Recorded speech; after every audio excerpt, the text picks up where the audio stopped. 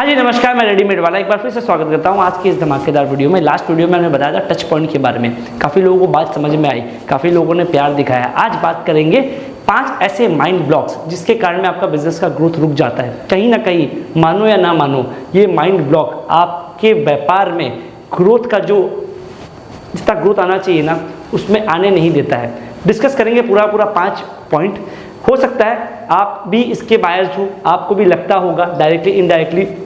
Video को देखिएगा, समझ में आएगा। पहला ऐसा माइंड ब्लॉक क्या है भैया? पहला माइंड ब्लॉक है सेल्स मेरे लिए बना नहीं, सेल्स मैं नहीं कर पाऊंगा, मैं कस्टमर को माल दिखाऊंगा भैया कस्टमर भाग जाएगा।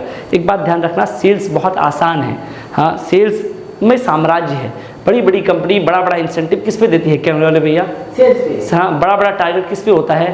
सेल्स पे होता है। सेल्स। अरे भाई साहब, सेल्स को सीख जाओगे भाई साहब, हर जगह में आपका बिजनेस दिन दुगनी रात चौगनी हो जाएगा। सेल्स अपने आप में साम्राज्य है। क्या है कैमरे वाले भैया?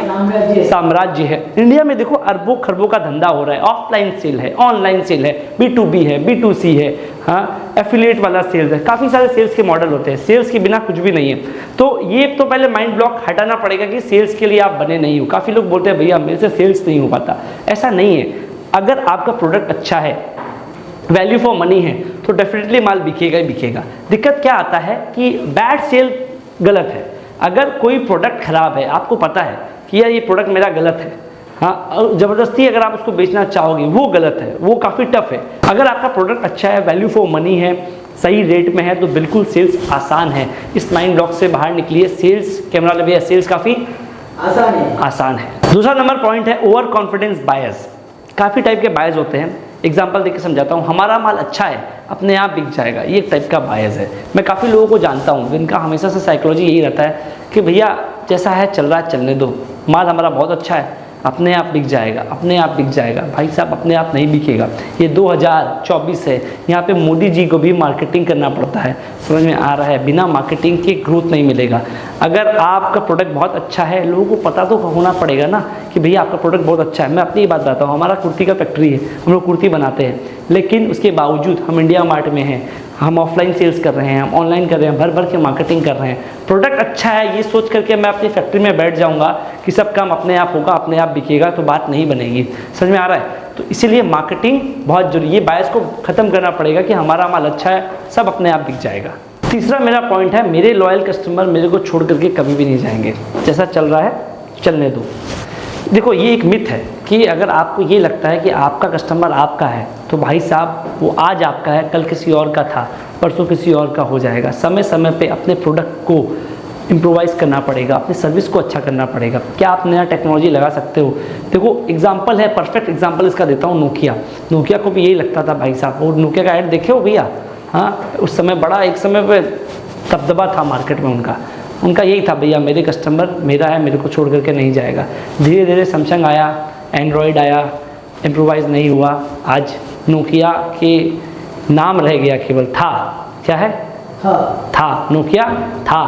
हाँ, पहले हम लोग दूरदर्शन देखते थे, शक्तिमान आता था।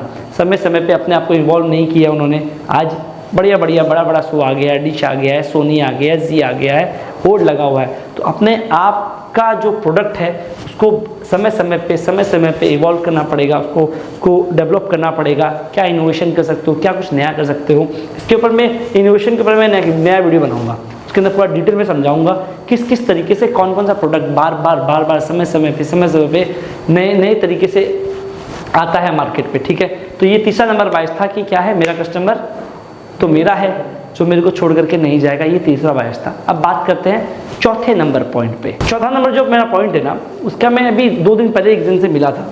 उनका कहना था आकाश भैया एडवर्टीजमेंट का हमारे धंधे में क्या ज़रूरत है? समझ में आ रहा है कैमरा रे भैया? एडवर्टीजमेंट से कोई फ़ायदा नहीं है, ये बहुत बड़ा मिथ है। ये देखो इसको मैं कैसे समझाऊँ? एडवर्टीजमेंट इतना ज़रूरी हो गया है। हर कंपनी, आप कहीं से भी मेरी वीडियो देख रहे हो, हर कंपनी का सेल्स का कुछ एक परसेंटेज आपको एडवर्टीजमेंट के लिए लगाना पड़ेगा, वरना मार्केट से पिछड़ जाओगे, आप तबाह हो जाओगे, निस्त नाबूद हो जाओगे। एडवर्टीजमेंट के बिना अभी ना सोशल मीडिया का ज़माना आ गया भाई साहब। लोग पहले ना कैटलॉग वाला शूट होता था, अभी रील्स चल रहा है, आने वाले समय में और कुछ नया चलेगा, तो एडवर्टीजमेंट के लिए भाई साहब आपका बजट होना पड़ेगा।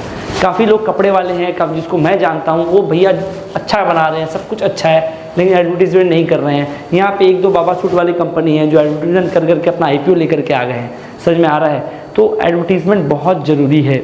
आपका बिजनेस चाहे छोटा हो चाहे बड़ा हो, एक पोर्शन सेल्स का, जो टोटल सेल्स का एक फिगर का एक पोर्शन एडवर्टीजमेंट में लगाइए, फिर देखिए भैया दिन दुगनी रात चौगनी कैसे आपका ग्रोथ होता है। ये एक बायस है कि एडवर्टीजमेंट काम का नहीं, मेरे धंधे में एडवर्टीजमेंट क्या काम आएगा, ये गलत है, इससे बाहर आना पड़ेगा। 5वां नंबर जो मेरा पॉइंट है ये है कि भाई साहब मैं दुकान खोलूँगा, मैं ही बंद करूँगा, मैं ही मेरे कस्टमर को डील करूँगा, जो करूँगा मैं करूँगा। क्या कैमरा वाले भैया, जो करूँगा मैं ही करूँगा। मैं अगर दुकान पे नहीं रहूँगा तो काम नहीं बनेगा। मैं ही जा करके चाबी लगा करके शटर खोलूँगा, मैं ही चाबी लगा करके शटर बंद करूँगा।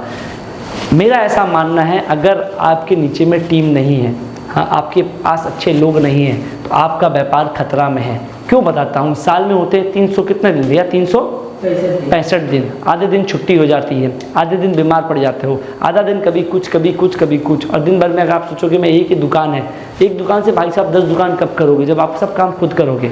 अगर आपका काम 80% से 90% कोई और दूसरा आदमी कर लेता है, तो मेरा ऐसा मानना है उससे वो काम कराइए, आप फ्री होकर के नया काम करिए। ओयो के हमारे रितेश अग्रवाल वाले भैया, हाँ इनका इंटरव्यू मैंने देखा था, वो क्या बोलते हैं, मैं आज जो काम कर रहा हूँ मैं कोशिश करता हूँ कल ये काम मैं किसी और से करवाऊँ, मैं डेली नया काम करूँ। देखो गल्ला छोड़ना पड़ेगा, क्या बोलते हैं, गल्ला छोड़ना पड़ेगा। अगर आप सोचोगे सब कुछ मैं कर लूँ, सब कुछ मैं कर लूँ, तो मैं कुछ नहीं हो पाएगा। समझ में आ रहा है। जितने भी लोग बिहार से हमारी वीडियो देखते हैं खास करके, भैया हम ही करेंगे जो काम करना है, हमें ऑर्डर लेकर के आएंगे। हाँ छोटू क्या करेगा, क्या करने वाला भैया, छोटू क्या करेगा भैया, छोटू को छोटा मत रहने दो, छोटू को बड़ा बनाओ, तब आपका बिजनेस बड़ा होगा। ये एक मिथ है, ये एक बायस है कि भैया मैं सब कर लूँगा। हाँ अपरिचित देखा था, ये मूवी देखा था कैमरे वाला भैया, हाँ इसके अंदर में बहुत सारा कैरेक्टर है। हाँ रियल में ये एक मूवी नहीं है, ये हम लोग है। जो एक लोकल जो व्यापारी है ना, ये सारा कैरेक्टर करेगा, ये सेल्स भी कर लेंगे, ये मार्केटिंग भी कर लेंगे, ये अकाउंट्स भी कर लेंगे, ये GST भी लगा देंगे। सब अगर आप करोगे तो व्यापार में ग्रोथ नहीं आएगा। वीडियो अच्छी लग रही हो, बात अगर समझ में आ रही हो तो चैनल को लाइक कीजिएगा, सब्सक्राइब कीजिएगा। मिलते हैं नेक्स्ट किसी टॉपिक पे, अच्छी वीडियोज़ बना रहा हूँ, लाइक कीजिएगा, शेयर कीजिएगा। धन्यवाद।